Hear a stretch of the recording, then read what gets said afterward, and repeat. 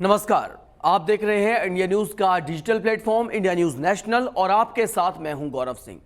दोस्तों, आज 13 तारीख है, 13 दिसंबर है आज, और आज का दिन हमेशा के लिए इतिहास के काले अक्षरों में दर्ज है, क्योंकि आज वो हुआ था, आज के दिन वो हुआ था जो शायद कभी होना नहीं चाहिए था। आज वो हुआ था जिस पर हर भारतीय को, हर हिंदुस्तानी को आज भी रह रहकर अफसोस होता है कि शायद ये घटना अगर नहीं होती तो शायद इतना भयंकर और बेकार वो मनहूस तारीख के तौर पर याद किया जाता है 13 दिसंबर को, क्योंकि आज के दिन लोकतंत्र के मंदिर पर हमला हुआ था। 20 साल गुजर चुके हैं, लेकिन जख्म आज भी जिंदा हैं। आज भी याद किया जाता है इस तारीख को कि 13 दिसंबर जैसी आती है कि यार ये वही तारीख है जब हमारे लोकतंत्र के मंदिर यानी कि हमारे पार्लियामेंट पर हमला हुआ था। लश्कर तैयबा और जैश ए मोहम्मद, इसके अलावा पाकिस्तान की खुफिया एजेंसी आईएसआई भी इस हमले में शामिल थे। कई सारे आतंकी संगठनों ने मिलकर हमारे लोकतंत्र के मंदिर पर यह हमला किया था, लेकिन इस हमले में 12 लोग शहीद हुए थे। साथ ही जो आतंकी गिरफ्तार किए गए थे, जो आतंकी थे, 5 आतंकी आए थे, सबको मार गिराया गया था। अब हम याद करते हैं कि आखिर इसकी शुरुआत कैसे हुई। दरअसल 13 दिसंबर का दिन था और उस दिन शीतकालीन सत्र शुरू हो चुका था। लोकसभा और राज्यसभा के संसद में इस पर कार्रवाई चल रही थी। विपक्ष ने सरकार को घेर रखा था, ताबूत घोटाले का मुद्दा उठाया था, नारे लग रहे थे कि कफन चोर गद्दी छोड़, सेना खून बहाती है, सरकार दलाली खाती है। इस तरह के नारों से गूंज रहा था हमारा संसद का सदन। अचानक संसद की कार्रवाई को 45 मिनट के लिए रोक दिया गया, जिसके बाद जब कार्रवाई स्थगित हुई तो कांग्रेस अध्यक्ष सोनिया गांधी अपने घर लौट आईं।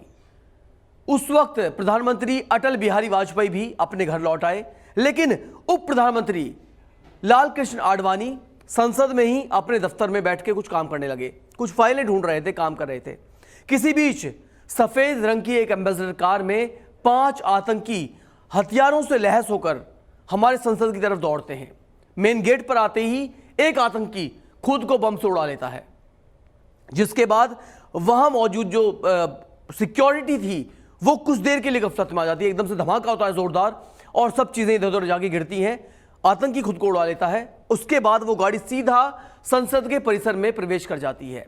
जैसे ही प्रवेश करती है वो ताबड़तोड़ आतंकी उससे उतरते हैं और संसद परिसर में गोलियां दंदनाने लगते हैं। ताबड़तोड़ गोलियों की आवाज आती है। कमलेश कुमारी उस वक्त जो सिक्योरिटी में थी, सबसे पहले उन्हें गोली लगती है आतंकियों की और वो शहादत को चली जाती हैं। इसके बाद संसद परिसर में एक माली, 2 सुरक्षा गार्ड, 6 दिल्ली पुलिस के जवान, देखते ही देखते पूरे संसद में मौत का सन्नाटा पसर जाता है। ताबड़तोड़ गोलियां चल रही हैं, उधर लोग मारे जा रहे हैं। सोचिए वो दृश्य कैसा होगा।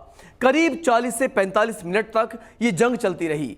अचानक जो वहां पे सुरक्षाकर्मी मौजूद थे, उन्होंने भाग के एक बहुत बड़ा काम यह किया कि उन्होंने संसद में जो मेन एंट्री थी वो सभी गेट बंद कर दिए, क्योंकि अगर किसी तरह एक भी आतंकी हथियारों से लैस होकर संसद के अंदर घुस जाता तो शायद तस्वीर बहुत ही बदनुमा और बहुत ही भयंकर हो सकती थी। लेकिन ऐसा करने से उन्हें रोक दिया गया। वक्त रहते उन्होंने गेट बंद कर दिए। लालकृष्ण आडवाणी ने जब गोलियों की आवाज सुनी तो वो अपने दफ्तर से बाहर निकल के आए और देखने की क्या हुआ है। इसी बीच उन्हें जो सिक्योरिटी थे उन्होंने उन्हें इत्तला दी कि संसद पर हमला हो चुका है। लालकृष्ण आडवाणी फौरन अपने दफ्तर में लौटे। उन्होंने फोन कर प्रधानमंत्री अटल बिहारी वाजपेयी को इसकी सूचना दी। उस वक्त संसद से लेकर तमाम राजनीतिक गलियारों में हड़कंप मच चुका था कि आखिर यह हुआ तो क्यों हुआ और होना नहीं चाहिए था, क्योंकि लोकतंत्र के मंदिर की गरिमा का सवाल था और 5 आतंकी हथियारों से लैस होकर उसके अंदर दाखिल हो चुके थे। तो उसके बाद क्या होता है कि ताबड़तोड़ गोलियां चलती हैं। यशवंत सिंह जो उस वक्त थे, उन्होंने अपनी किताब में भी लिखा है, इस बात का जिक्र किया है कि इंडिया ऑन हाई रिस्क।